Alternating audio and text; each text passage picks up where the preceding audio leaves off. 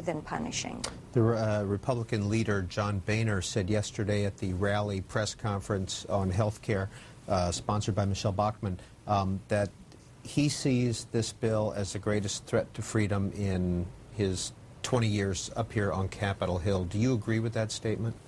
You know, I do agree with that statement. You're talking about a sixth of our economy. You're talking about putting a bureaucrat between individuals and their physicians.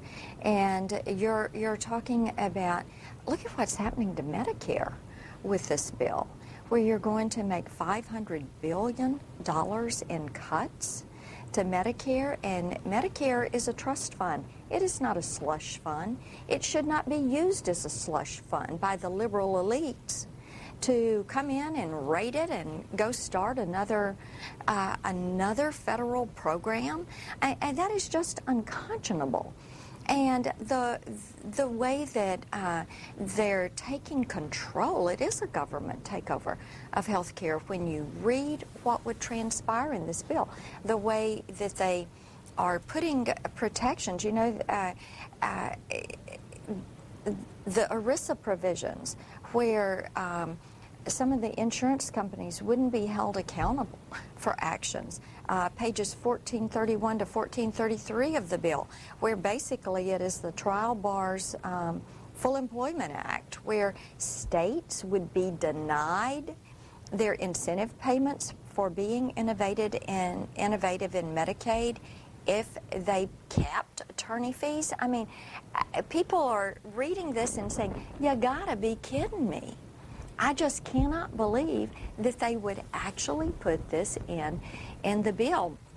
And we are hearing from so many of our physicians who are saying, my goodness, if they're going to tie my hands like this, how would I end up doing my practice? We already have too much paperwork. We don't need more government interference in healthcare.